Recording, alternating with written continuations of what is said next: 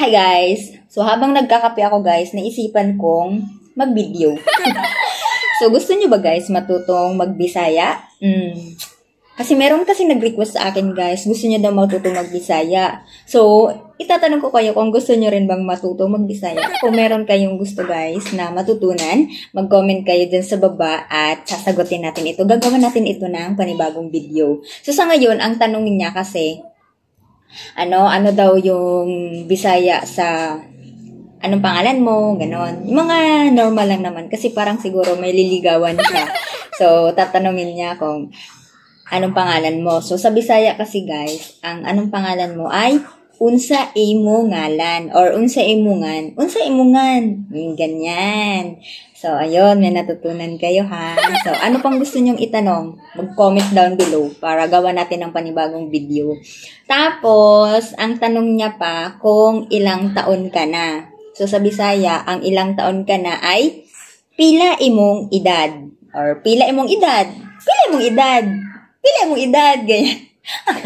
Pila imong edad. Pila na di ay imong edad. Ganyan. Pila imong edad. So, yun. Sa Tagalog nun, ilang taon ka na. So, for more information, guys, mag-comment down below. Nagtanong pa siya kung anong ulam mo. So, di ba yung mga question niya, parang naliligaw siya. Siguro yung nililigawan niya sa probinsya. So, ayaw niyang umamin. Ang sabi lang niya, gusto lang niyang matutong mag-Bisaya.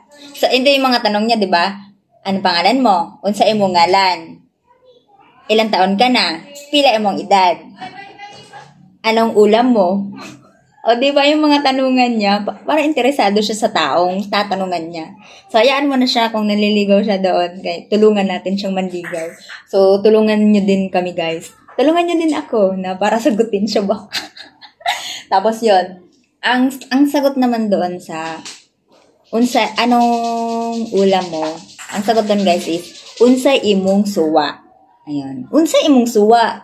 Unsa imong suwa ron? Anong ulam mo ngayon? Ron ngayon. Suwa, ulam. So, ganon. Unsa imong suwa? Unsa imong suwa?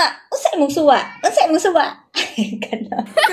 Ganon, guys. Tapos, ang tanong niya pa, kung ilan daw sila magkakapatid. Nasaan daw yung parents niya. O, diba? Ang mga tanungan. Kung ilan silang magkapatid, ang Bisaya nun, pila mo kaigsuon. Or pila mo kabuok igsuon. Pila mo igsuon. Pila mo kaigsuon. Ganon. Pila mo kaigsuon. Ilan kayo magkakapatid? Yun. Tapos, kung asan yung parents niya, asan ang magulang mo? Asa imuhang ginikanan? Magulang ginikanan, parents. Magulang. Di ba ang magulang sa Tagalog? Yung parang ginugulangan mo siya.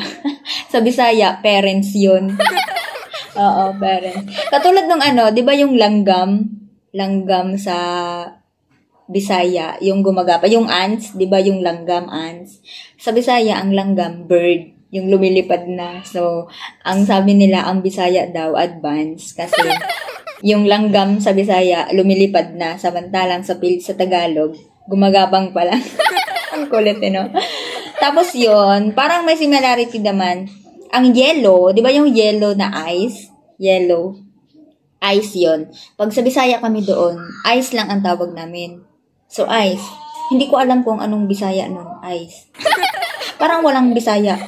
Hindi ko alam. Alam nyo ba yung kung anong Bisaya? Nung pag may Bisaya dyan, i-chika mo nga kung anong Bisaya ng ice. Yellow ba?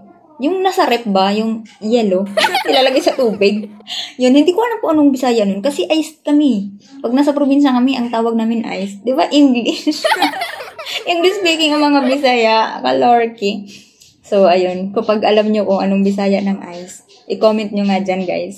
So, thank you for watching, guys, ha. Sana may natutunan kayo sa video na ito. Pag may gusto pa kayong malaman, comment down below. Thank you.